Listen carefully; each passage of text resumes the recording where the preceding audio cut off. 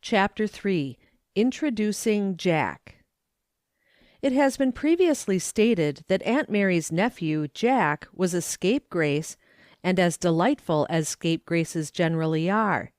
It goes without saying that he was good-looking, and of course he must have been jolly and pleasant, or he wouldn't have been so popular. As a matter of fact, Jack was very good-looking, unusually jolly, and uncommonly popular.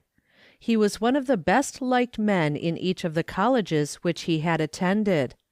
There was something so winning about his smile and his eternal good humor that no one ever tried to dislike him, and if anyone ever had tried, he or she would not have succeeded for very long.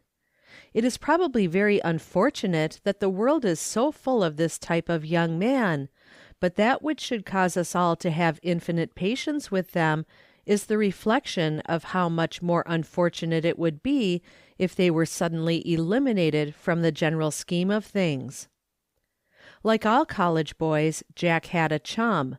The chum was Robert Burnett, another charming young fellow of 21, whose education had been so cosmopolitan in design and so patriotic in practice that he always said "Sacre bleu" and "Donnerwetter" when he thought of it, and "Great Scott" when he didn't.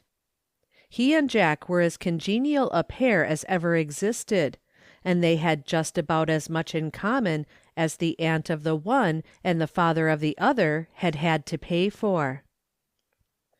In the February of the year of which I write, Washington, celebrating his birthday as usual, gave all American students their usual chance to celebrate with him. Celebrations were temptations incarnate to Jack, and he was feeling frowningly what a clog Aunt Mary's latest epistle was upon his joys, when his friend came to the rescue with an invitation to spend the double holiday (it doubled that year, Sunday, you know) at the brand new ancestral castle which Burnett père had just finished building for his descendants.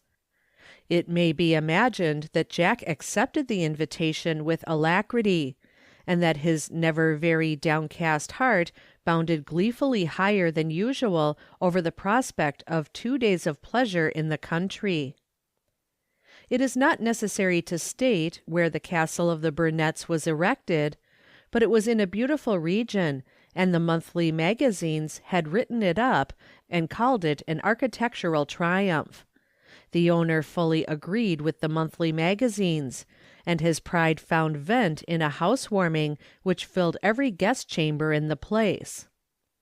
The festivities were in full swing before the youngest son and his friend arrived, and when the dog-cart, which brought them from the station, drew up under the mighty porte-cochere with its 4 stone lions, rampant in 4 different directions, Jack felt one of those delicious thrills which run through one under particularly hopeful and buoyant circumstances.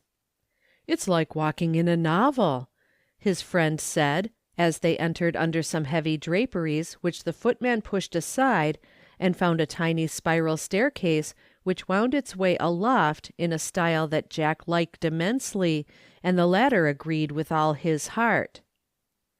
The staircase led them to the 3rd floor, and when they emerged therefrom, they found themselves in a big semicircular billiard room, with a fireplace at each end large enough to put one of the tables in, and cues and counters and stools and divans and smoking utensils sufficient for a regiment.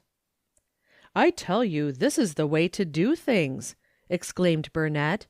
"Isn't it jolly? Time of your life, old man, time of your life. And oh, by the way," he said, suddenly interrupting himself, "I wonder if my sister's got here yet." "Which sister?"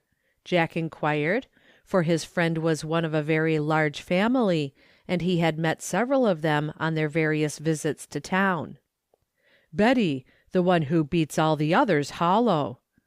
But just there the conversation was broken off by the servants coming up with the luggage, and setting 2 doors open that showed them 2 big rooms, both exquisitely furnished, and both with windows that looked out, first onto a stone balustrade, and secondly to a superb view over the river and the mountains beyond.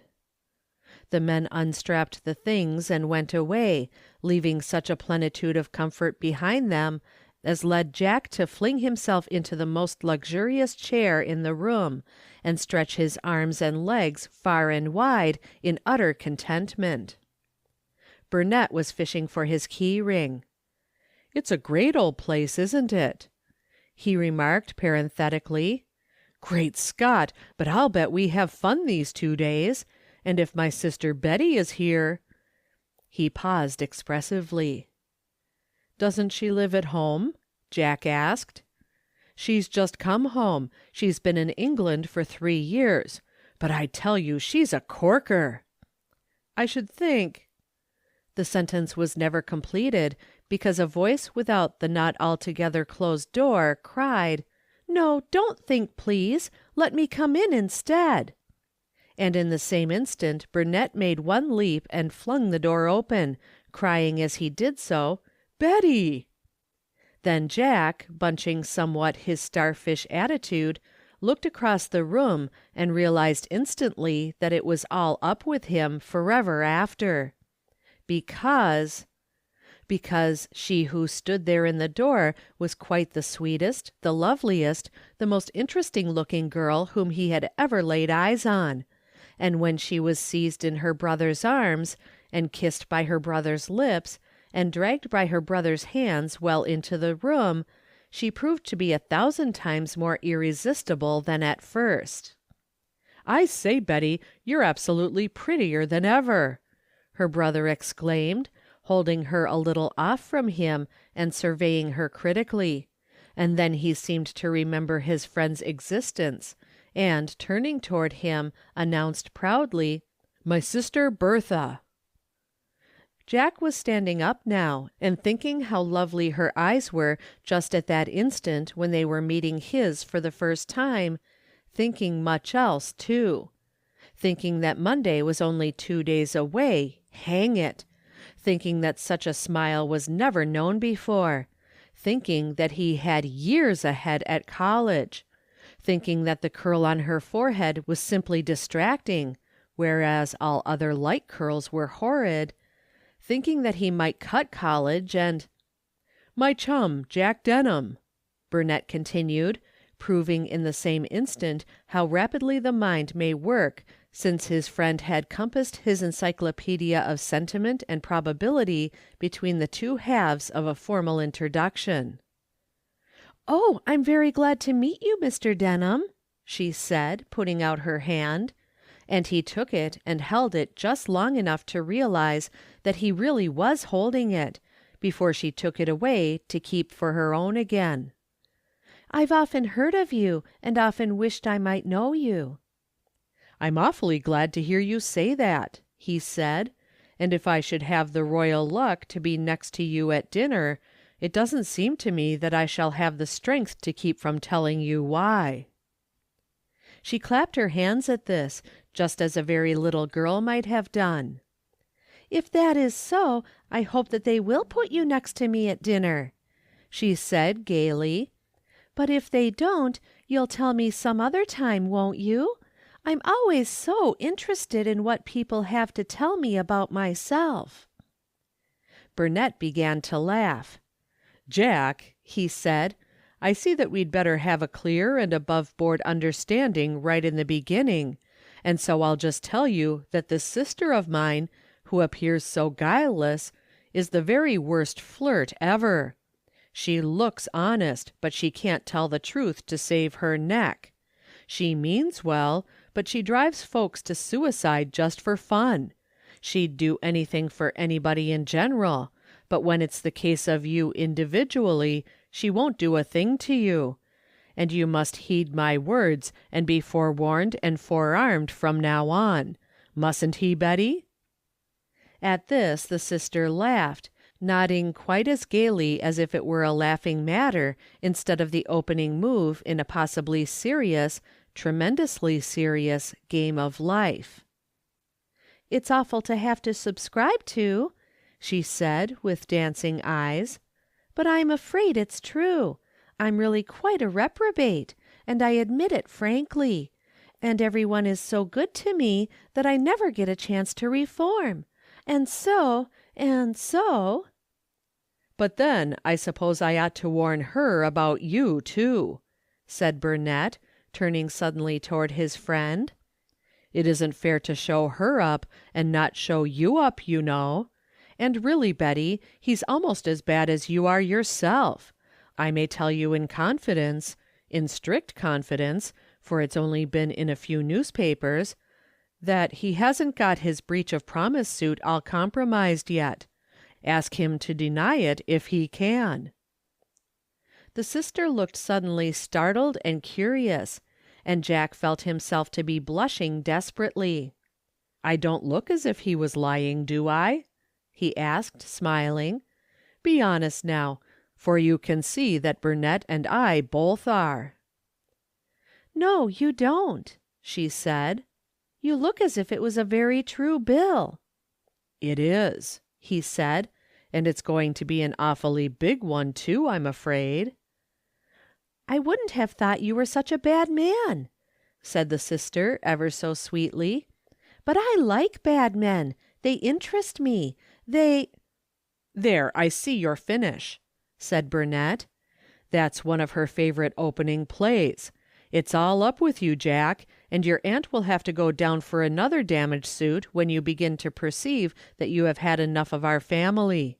But you'll have to get out now, Betty, and let him get dressed for dinner. You needn't cry about it either, for he's even more attractive in his glad rags than he is in his railway dust. My word of honor on it." "I look nice myself when I'm dinner dressed," said the sister, "so I sympathize with him, and I'll go with pleasure. Good-bye." She sort of backed toward the door, and Jack sprang to open it for her. "You can kiss her hand if you like," Burnett said kindly. "They do so in Germany, you know. I don't mind, and mamma needn't know." "May I?"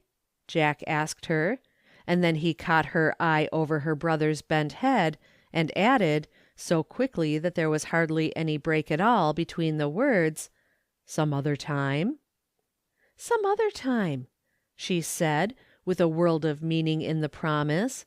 And then she flashed one wonderful look straight into his eyes and was gone. "Isn't she great?"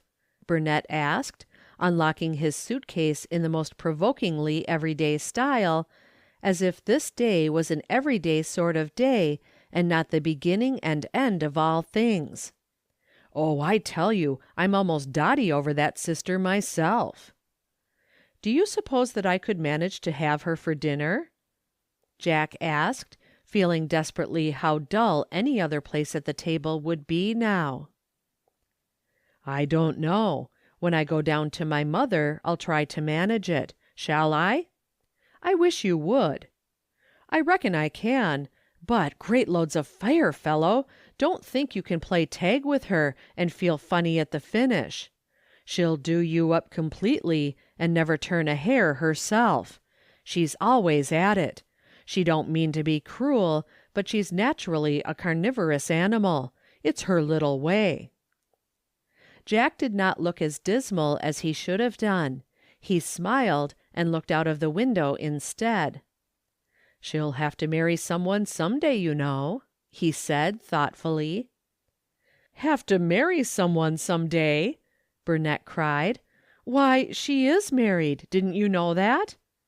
And he unbuckled the shirt portfolio as he spoke, just as if calamities and tragedies and shooting stars might not follow on the heels of such a simple statement as that last.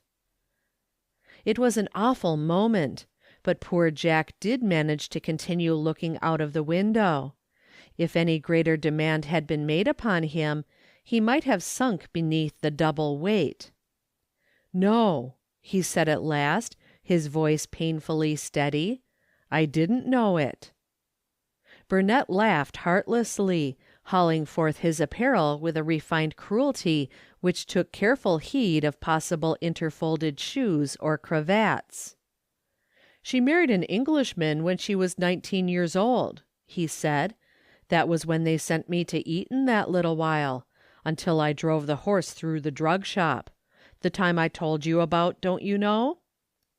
"Yes, I remember," said Jack.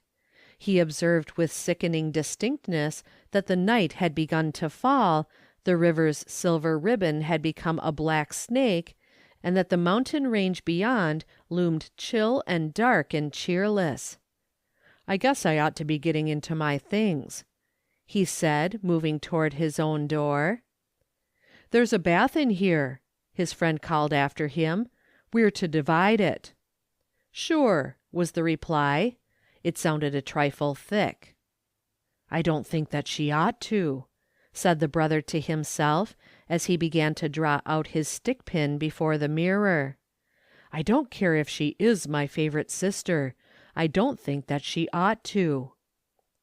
Then he went on to make ready for the securing of his half of the bath, and forthwith forgot his sister and his friend. End of chapter 3.